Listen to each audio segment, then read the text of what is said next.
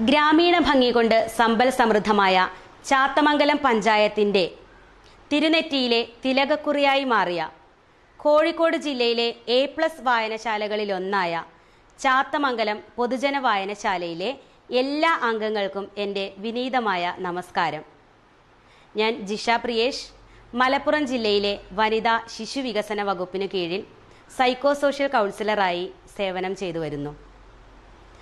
കലാ, സാമൂഹ്യ, സാംസ്കാരിക രംഗത്ത് ശക്തമായ ഇടപെടലുകൾ നടത്തിയ വനിതാ വേദിയുടെ ആഭിമുഖ്യത്തിൽ രക്ഷിതാക്കൾക്ക് വേണ്ടി സംഘടിപ്പിക്കുന്ന ഈ പരിപാടിയിലേക്ക് എനിക്ക് അവസരം നൽകിയ എൻ്റെ പ്രിയ സുഹൃത്തിനോട് ഈ അവസരത്തിൽ ഞാൻ എൻ്റെ സന്തോഷവും നന്ദിയും രേഖപ്പെടുത്തുന്നു. വായനശാലകൾ നമ്മുടെ നാടിൻ്റെ ഏറ്റവും വലിയ സമ്പത്ത് തന്നെയാണ്, ഐശ്വര്യമാണ്. വായനശാലകൾക്ക് നമ്മുടെ നാട്ടിൽ വളരെയേറെ പ്രാധാന്യമാണുള്ളത്. പ്രത്യേകിച്ച് ഗ്രാമങ്ങളിൽ, ഗ്രാമാന്തരങ്ങളിൽ വായനശാലകൾ വിജ്ഞാനത്തിൻ്റെ കെടാവിളക്കുകളായി ശാന്തഗംഭീരമായി നിലനിൽക്കുകയാണ്. നമ്മുടെ ഒരു ഗ്രാമത്തിൽ അല്ലെങ്കിൽ പ്രദേശത്ത് ഒരു വായനശാല തുറന്നാൽ അവിടെ അജ്ഞത അത്രയും കുറയും എന്നുള്ളതാണ് നിരീക്ഷിക്കപ്പെട്ടിട്ടുള്ളത്. അതുമാത്രവുമല്ല, ജാതിയുടെയും മതത്തിൻ്റെയും വർണ്ണത്തിൻ്റെയും അടിസ്ഥാനത്തിൽ വേർതിരിക്കുന്ന നമ്മുടെ ജനതയെ മതേതരത്വത്തിൻ്റെ പൊതു ഇടങ്ങളായാണ് വായനശാലകൾ കോർത്തിണക്കുന്നത്. COVID-19 എന്ന മഹാമാരി ലോക ജനതയെ തന്നെ വളരെ പ്രതികൂലമായി ബാധിച്ചുകൊണ്ടിരിക്കുന്ന ഈ ഒരു അവസരത്തിൽ, ഈ തുടർന്ന് പോയിക്കൊണ്ടിരിക്കുന്ന ഈ ഒരു വേളയിൽ നമ്മളെല്ലാവരും വളരെ ധൈര്യസമേതം, വളരെ നല്ല രീതിയിൽ സന്തോഷകരമായി തന്നെ മുന്നോട്ട് നീങ്ങിക്കൊണ്ടിരിക്കുകയാണ്. ഒരു വ്യക്തിയെ സംബന്ധിച്ചിടത്തോളം ആ വ്യക്തിയുടെ സന്തോഷമാണ് മറ്റെന്തിനേക്കാളും ഏറ്റവും വലിയ സമ്പത്ത്.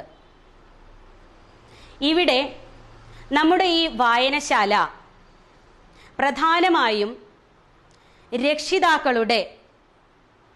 രക്ഷിതാക്കൾക്ക് വേണ്ടിയാണ് ഈ ഒരു പരിപാടി നടത്താൻ ഉദ്ദേശിച്ചിട്ടുള്ളത്.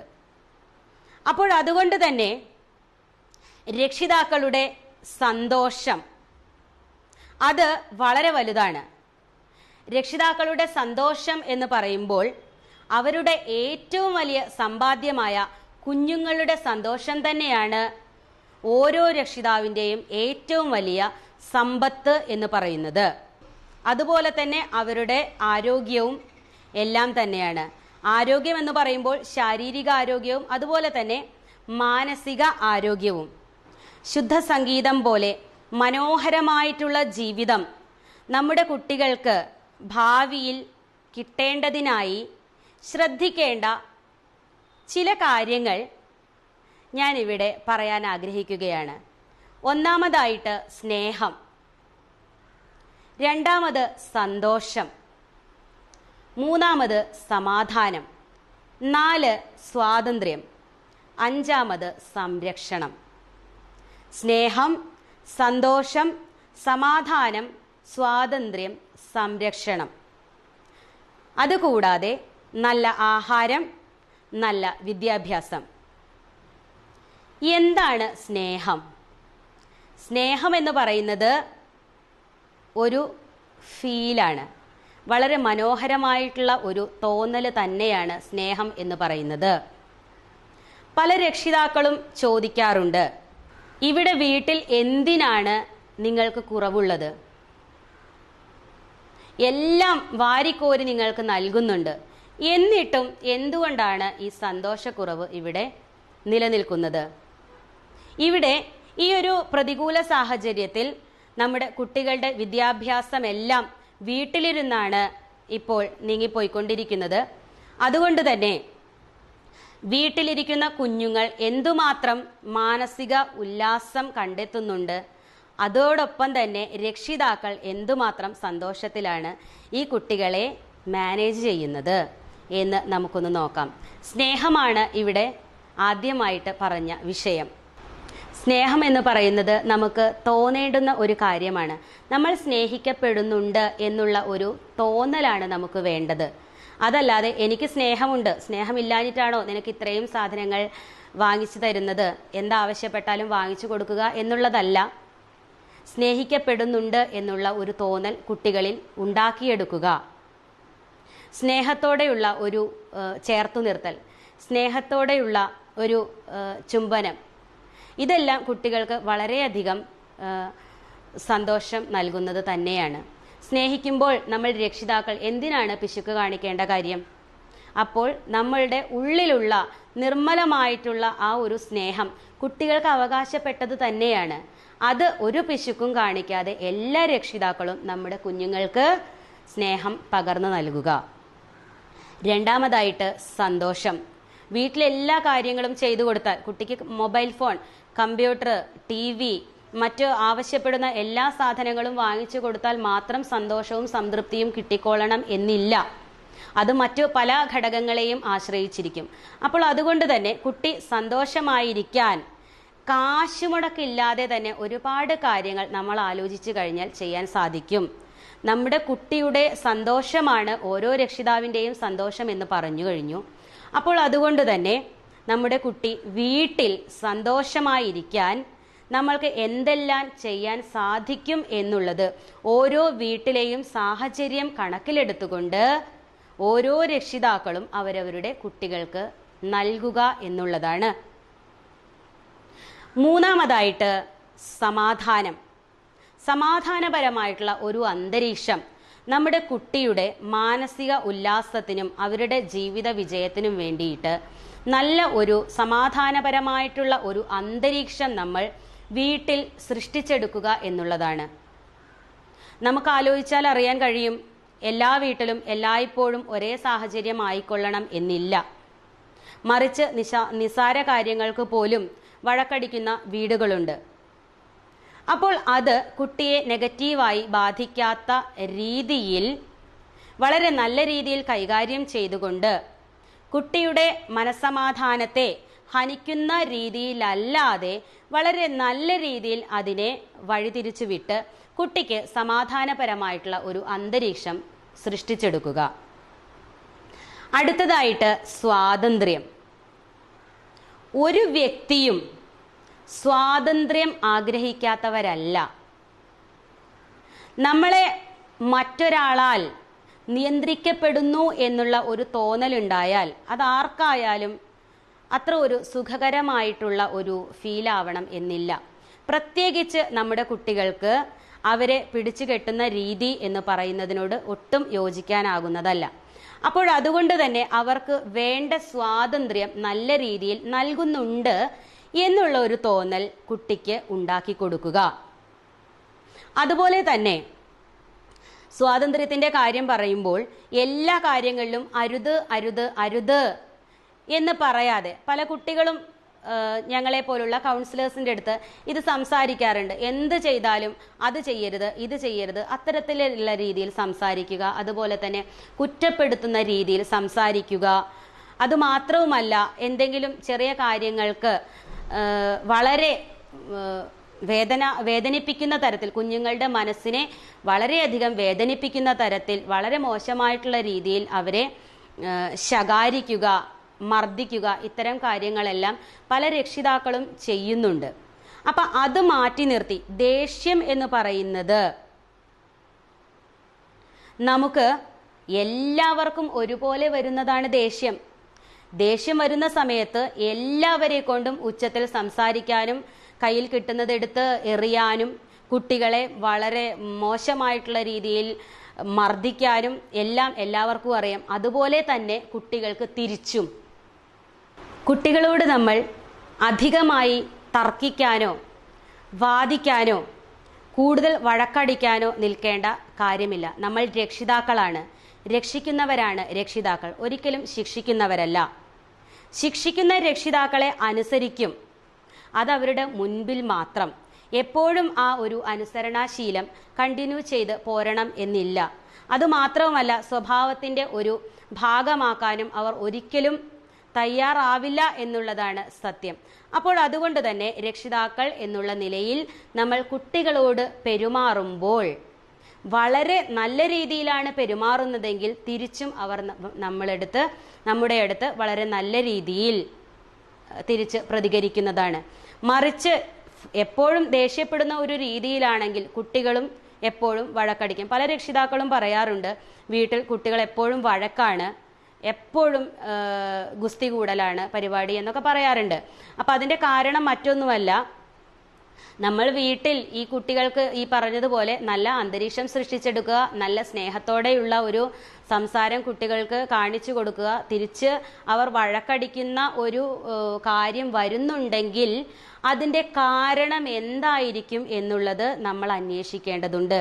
ഒരു കുട്ടി വീട്ടിൽ എപ്പോഴും വഴക്കടിക്കുന്ന ഒരു സ്വഭാവമാണെങ്കിൽ, അതല്ലെങ്കിൽ മറ്റു പല സ്വഭാവ വൈകല്യങ്ങളും പെരുമാറ്റ പ്രശ്നങ്ങളും കാണിക്കുന്നുണ്ടെങ്കിൽ അതിന് തക്കതായിട്ടുള്ള കാരണമുണ്ടായിരിക്കും. അപ്പോൾ നമ്മുടെ വീട്ടിലെ കുട്ടികൾ ഇത്തരത്തിലാണ് പ്രതികരിക്കുന്നതെങ്കിൽ അതിൻ്റെ കാരണം എന്താണ് എന്നുള്ളതും അതിന് വേണ്ട നിർദ്ദേശങ്ങളും പരിഹാരങ്ങളും ഒരു നല്ല രക്ഷിതാവ് എന്നുള്ള നിലയിൽ കുട്ടികൾക്ക് ചെയ്തു കൊടുക്കേണ്ടതാണ്. Every action there is an equivalent opposite reaction എന്ന് പറഞ്ഞിട്ടുണ്ട്. അപ്പോൾ എപ്പോഴും കുഞ്ഞുങ്ങൾക്ക് നല്ല നല്ല അനുഭവങ്ങൾ നല്ല രീതിയിൽ കുട്ടികൾക്ക് പകർന്നു നൽകേണ്ടത് ആവശ്യമാണ്. സ്വാതന്ത്ര്യമാണ് ഞാൻ പറഞ്ഞത്. അവരുടെ സ്വാതന്ത്ര്യത്തെ ഹനിക്കുന്ന രീതിയിലുള്ള പ്രവൃത്തികൾ നമ്മൾ ചെയ്യുന്നുണ്ട്, അല്ലെങ്കിൽ എപ്പോഴും അവരെ വാച്ച് ചെയ്തുകൊണ്ടിരിക്കുന്നുണ്ട്, എപ്പോഴും അവരെ കൺട്രോൾ ചെയ്തുകൊണ്ടിരിക്കുന്നുണ്ട് എന്നുള്ള ഒരു തോന്നൽ കുട്ടിയിൽ ഇല്ലാതിരിക്കാനായിട്ട് നമ്മൾ വളരെയധികം ശ്രദ്ധിക്കേണ്ടതുണ്ട്. അവസാനമായിട്ട് പറഞ്ഞു വന്നത് സംരക്ഷണം എന്നുള്ള ഒരു വാക്ക് വളരെ വിലപ്പെട്ട ഒന്നാണ്. നമ്മുടെ വീട്ടിൽ നമ്മുടെ കുട്ടികൾ ഇപ്പോൾ സുരക്ഷിതരായിരിക്കുന്നുണ്ടോ എന്നുള്ളത് നമ്മൾ ശ്രദ്ധിക്കേണ്ട ഒരു കാര്യം അല്ലെങ്കിൽ ഒരു വിഷയം തന്നെയാണ്. ഇപ്പോൾ കുട്ടികൾ സ്കൂളിലേക്ക് പോകുന്നില്ല, മറിച്ച് വീട് തന്നെയാണ് വിദ്യാലയം.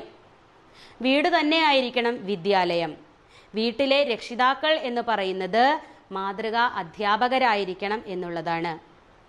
അപ്പോൾ കുട്ടികൾക്ക് നാം നൽകുന്ന സംരക്ഷണത്തെ അടിസ്ഥാനപ്പെടുത്തി വളരെയധികം അവരുടെ ജീവിതത്തിൽ വളരെയധികം ജീവിത വിജയത്തിന് വേണ്ടിയിട്ട്, ഉന്നമനത്തിന് വേണ്ടിയിട്ട് ഈ സംരക്ഷണം എന്ന് പറയുന്ന ഒരു വലിയ സംഭവം കുട്ടികൾക്ക് തോന്നലുണ്ടാക്കണം. അവർ സംരക്ഷിക്കപ്പെടുന്നുണ്ട്, സ്നേഹിക്കപ്പെടുന്നുണ്ട്, ലാളിക്കപ്പെടുന്നുണ്ട്, സംരക്ഷിക്കപ്പെടുന്നുണ്ട് എന്നുള്ള ഒരു തോന്നൽ കുട്ടിക്കുണ്ടായിരിക്കണം. അതല്ലെങ്കിൽ കുട്ടിക്ക് ഒരു അറ്റൻഷൻ സീക്കിംഗ് സ്വഭാവത്തിലേക്കൊക്കെ പോകാനുള്ള സാധ്യത വളരെ കൂടുതലാണ്. അപ്പോൾ അതുകൊണ്ട് തന്നെ നമ്മുടെ കുട്ടികളെ വളരെ നല്ല രീതിയിൽ സംരക്ഷിക്കുക. അച്ഛനും അമ്മയും കുട്ടിയും കുടുംബവും ഒക്കെയായി വളരെ സംരക്ഷിക്കപ്പെടുന്ന ഒരു ഗ്രൂപ്പിനുള്ള ഒരു സെക്യൂരിറ്റി ഫീലിങ്ങോട് കൂടി വേണം നമ്മുടെ കുട്ടികൾ വളരാൻ. ഇപ്പോൾ ഞാൻ പറഞ്ഞു വന്നത് സ്നേഹം, സന്തോഷം, സമാധാനം, സ്വാതന്ത്ര്യം, അതുപോലെ തന്നെ സംരക്ഷണം. ഇതിനു ശേഷമാണ് നല്ല ആഹാരം, നല്ല വിദ്യാഭ്യാസം എന്ന് പറഞ്ഞത്. നല്ല ആഹാരം എന്ന് പറയുമ്പോൾ നമ്മൾ പുറത്തു പോയി അവർക്ക് ഇഷ്ടപ്പെട്ടതെല്ലാം വാങ്ങിക്കൊണ്ടുവന്ന് കുട്ടിക്ക് കൊടുത്ത് കുട്ടിയെ നല്ല തടിച്ച് മിടുക്കന്മാരാക്കുക എന്നുള്ളതല്ല കാര്യം. നമ്മുടെ വീട്ടിലുള്ള ഭക്ഷണം എന്താണോ അത് വളരെ നല്ല രീതിയിൽ വൃത്തിയോടെ പാകം ചെയ്ത് ശുദ്ധമായ മനസ്സോടുകൂടി സ്നേഹത്തോടെ വിളമ്പിക്കൊടുക്കുമ്പോൾ ആ കുട്ടിക്ക് ഈ ഭക്ഷണം കഴിക്കുമ്പോൾ കിട്ടുന്ന ഒരു സംതൃപ്തി, അതാണ് നല്ല ആഹാരം പകർന്നു കൊടുക്കുക എന്ന് പറയുന്നത്. പല കുട്ടികളും വീട്ടിൽ അമ്മയെ കുറ്റപ്പെടുത്താറുണ്ട്, അച്ഛനെ കുറ്റപ്പെടുത്താറുണ്ട്. ഇത്തരത്തിലുള്ള പ്രവണതകളൊക്കെ കുട്ടികളിൽ കാണാറുണ്ട്, വീടുകളിൽ അവർ ചെയ്യാറുണ്ട്.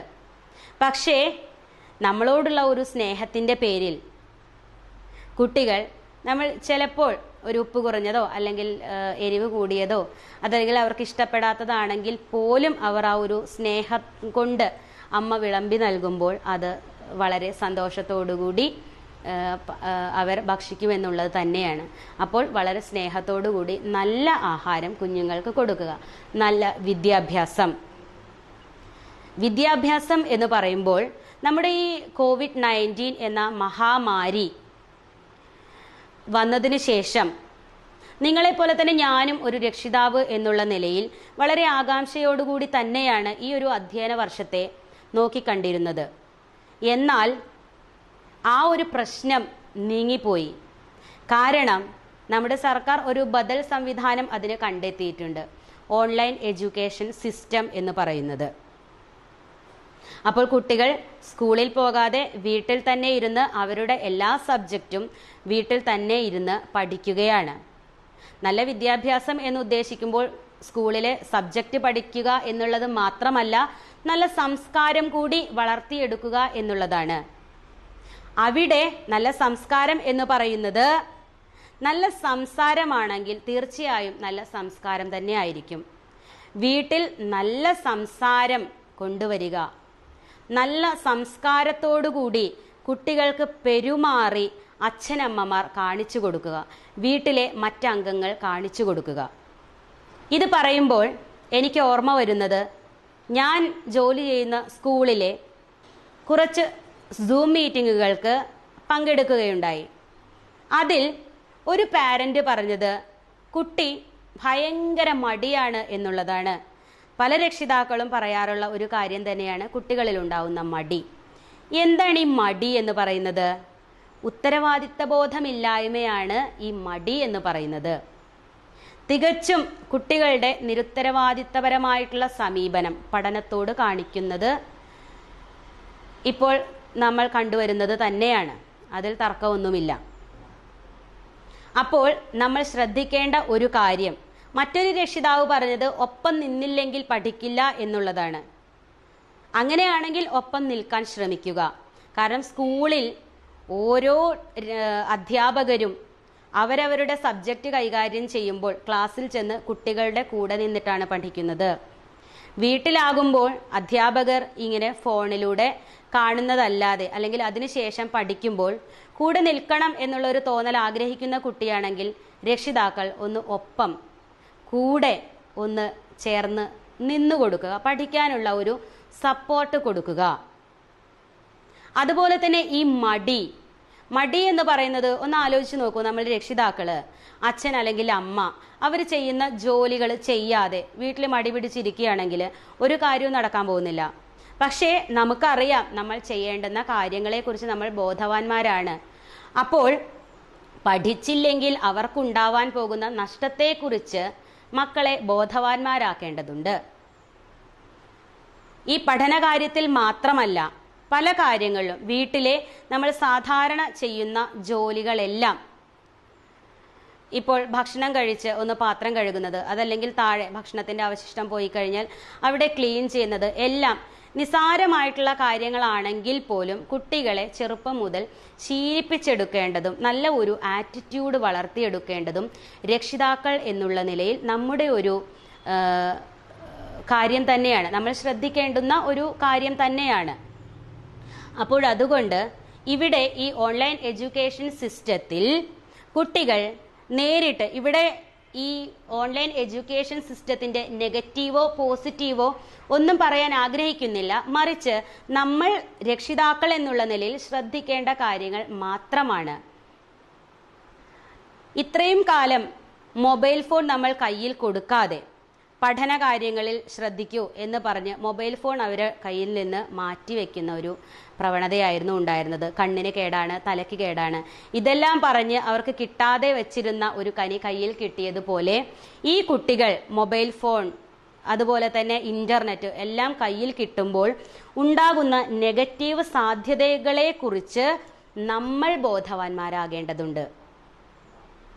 എങ്ങനെയെല്ലാം അവർ ഈ നെറ്റ് ഉപയോഗിക്കുമ്പോൾ പല മോശപ്പെട്ട വഴികളിലേക്കും ചെന്നെത്തിപ്പെടാനുള്ള സാധ്യത നമ്മൾ കാണേണ്ടതുണ്ട്. അതുപോലെ തന്നെ അനാവശ്യമായിട്ടുള്ള വാട്സപ്പ് ഗ്രൂപ്പുകൾ ക്രിയേറ്റ് ചെയ്യുക, പഠന കാര്യങ്ങളിൽ കൂടുതൽ ശ്രദ്ധിക്കാതെ ഈ മൊബൈൽ ഫോൺ കയ്യിൽ കിട്ടിയതിന് ശേഷം കൂടുതൽ ഗെയിം ഡൗൺലോഡ് ചെയ്യുക, വീഡിയോ കോളുകൾ, അതുപോലെ തന്നെ സിനിമകൾ, മറ്റു ചാനലുകൾ മാറി മാറി കാണുന്ന, അതുപോലെ തന്നെ സഭ്യമല്ലാത്ത മറ്റ് വീഡിയോസും, ഇന്റർനെറ്റ് എന്ന് പറയുമ്പോൾ അങ്ങനത്തെ ഒരുപാട് നെഗറ്റീവ് വശങ്ങളും ഉണ്ട്. അപ്പോൾ അതെല്ലാം എങ്ങനെയെല്ലാം നമ്മുടെ കുട്ടികൾ നേരായ വഴികളിലൂടെ പോകുന്ന കുട്ടികളെ എങ്ങനെ തിരിഞ്ഞു പോകുന്നുണ്ടോ എന്നുള്ള കാര്യത്തിൽ നമ്മൾ രക്ഷിതാക്കൾ വളരെയധികം ശ്രദ്ധിക്കേണ്ടതുണ്ട്. ഇത്തരം കാര്യങ്ങളാണ് എനിക്ക് ഇവിടെ സൂചിപ്പിക്കാനുള്ളത്. കൂടുതലായിട്ട് കോംപ്ലിക്കേറ്റഡ് ആയിട്ടുള്ള ഒരു കാര്യങ്ങളും പറഞ്ഞില്ല എന്നുള്ളതാണ് എനിക്ക് തോന്നുന്നത്. വളരെ സിമ്പിൾ ആയിട്ടുള്ള കുറച്ച് കാര്യങ്ങൾ മാത്രമാണ്. കാരണം കുട്ടിക്ക് നമ്മൾ അതും ഇതും കൂടുതൽ വാങ്ങിച്ചു കൊടുക്കേണ്ട കാര്യമില്ല, കാശ് കൂടുതൽ മുടക്കേണ്ട കാര്യമില്ല. കാരണം നമ്മളെല്ലാവരും ഇപ്പോൾ വളരെ മോശമായിട്ടുള്ള ഒരു സാമ്പത്തിക നിലയിലൊക്കെ തന്നെ ആയിരിക്കാം എല്ലാവരും നീങ്ങിപ്പോയിക്കൊണ്ടിരിക്കുന്നത്. അപ്പോൾ അതിൻ്റെ ഒരു ഫിനാൻഷ്യൽ ടൈറ്റിലൊക്കെയാണ് പലപ്പോഴും കുടുംബങ്ങളിലൊക്കെ പല പ്രയാസങ്ങളും പൊട്ടിമുളയ്ക്കുന്നത്. അപ്പോൾ അതെല്ലാം ശ്രദ്ധിച്ചുകൊണ്ട് ഫിനാൻഷ്യൽ മാനേജ്മെൻറ്റിൻ്റെ കാര്യത്തിലായാലും അതുപോലെ തന്നെ വളരെ പ്രധാനപ്പെട്ട മൈൻഡ് മാനേജ്മെൻറ്റിൻ്റെ കാര്യത്തിലായാലും നമ്മൾ അതീവ ശ്രദ്ധ പുലർത്തേണ്ടതുണ്ട്. നമ്മുടെ കാര്യത്തിലായാലും അതുപോലെ തന്നെ നമ്മുടെ കുഞ്ഞുങ്ങളുടെ കാര്യത്തിലായാലും. എന്തായാലും നാടോടുമ്പോൾ നടുവേ ഓടുക എന്നുള്ള ഒരു പഴഞ്ചൊല്ലാണ് ഇവിടെ ഓർമ്മ വരുന്നത്. അതുപോലെ തന്നെ ഇപ്പോൾ നാട് ഓടിക്കൊണ്ടിരിക്കുകയാണ്, നമ്മൾ നടുവേ ഓടുകയാണ്. വീഴാതെ സൂക്ഷിക്കുക. ആദ്യമേ പറഞ്ഞു, നമ്മുടെ സന്തോഷമാണ് നമ്മുടെ ഏറ്റവും വലിയ സമ്പത്ത് എന്ന്. രക്ഷിതാക്കൾ എന്നുള്ള നിലയിൽ നമ്മുടെ കുഞ്ഞുങ്ങളാണ്, കുഞ്ഞുങ്ങളുടെ സന്തോഷമാണ്, കുഞ്ഞുങ്ങളുടെ നല്ല ഭാവിയാണ് നമ്മുടെ ഏറ്റവും ആർജിച്ചെടുക്കേണ്ട സമ്പത്ത് എന്ന്. അതിനേക്കാൾ വലിയ സമ്പാദ്യം നമുക്ക് ആവശ്യമില്ല. അപ്പോൾ നമ്മുടെ കുഞ്ഞുങ്ങൾ വീട്ടിൽ നല്ല സുരക്ഷിതരായി വളരട്ടെ, നല്ല സ്നേഹം അനുഭവിച്ചുകൊണ്ട് വളരട്ടെ, നല്ല സന്തോഷത്തോടു കൂടി അവർ ഉല്ലസിച്ച് വളരട്ടെ. സമാധാനപരമായിട്ടുള്ള അന്തരീക്ഷം കുട്ടികൾക്ക് കിട്ടട്ടെ. അതുപോലെ തന്നെ സ്വതന്ത്രരാണ്, സ്വതന്ത്രമായിട്ട് നടക്കാനും ചിരിക്കാനും കളിക്കാനും പഠിക്കാനും അച്ഛനമ്മമാരോട് സംസാരിക്കാനും നമ്മുടെ കുട്ടികൾക്ക് കഴിയുമാറാകട്ടെ. ഒരിക്കലും വീട്ടിൽ കുട്ടികൾക്ക് ഒരു അനാഥത്വം നൽകരുത്. വീടൊരിക്കലും ഒരു സെമിത്തേരി പോലെ ആക്കരുത്. വീട്ടിൽ തമ്മിൽ ഉള്ള മൗനം കുട്ടികളെ വല്ലാതെ മോശമായിട്ടുള്ള രീതിയിൽ ബാധിക്കും. അപ്പോൾ അതുകൊണ്ട് കൂടുമ്പോൾ ഇമ്പമുള്ള കുടുംബം എന്ന് പറയുന്ന നമ്മുടെ ഈ ഇൻസ്റ്റിറ്റ്യൂഷനിൽ നമ്മുടെ കുട്ടികൾ വളരെ നല്ല രീതിയിൽ സന്തോഷത്തോടു കൂടി നല്ല ഭാവിയെ സ്വപ്നം കണ്ടവർ വളരട്ടെ. എല്ലാവിധ ആശംസകളും കുഞ്ഞുങ്ങൾക്കും രക്ഷിതാക്കൾക്കും. അത് മറ്റൊരു കാര്യം എനിക്ക് പറയാനുള്ളത്, ഈ ഒരു അവസ്ഥയിൽ, ഈ ഒരു അവസരത്തിൽ ഏറ്റവും പ്രധാനമായിട്ടുള്ള, ഏറ്റവും ഭാഗ്യമായിട്ടുള്ള ഒരു കാര്യം എന്ന് പറയുന്നത്, ഈ ഒരു അവസ്ഥയിലും നമ്മളെല്ലാവരും സുരക്ഷിതരായിരിക്കുന്നു എന്നുള്ളതിൽ കവിഞ്ഞ് മറ്റൊന്നുമില്ല. അപ്പോൾ അതുകൊണ്ട് തന്നെ എൻ്റെ സന്തോഷമാണ് എൻ്റെ ഏറ്റവും വലിയ സമ്പാദ്യം, നിങ്ങളുടെ സന്തോഷമാണ് നിങ്ങളുടെ ഏറ്റവും വലിയ സമ്പാദ്യം. അതിനെല്ലാവർക്കും സാധിക്കട്ടെ. ഒരിക്കൽ കൂടി ചാത്തമംഗലം വായനശാലയുടെ ഭാരവാഹികൾക്ക് നന്ദി അർപ്പിച്ചുകൊണ്ട്, എൻ്റെ സന്തോഷം പങ്കിട്ടുകൊണ്ട് ഞാൻ നിർത്തുന്നു. നന്ദി, നമസ്കാരം.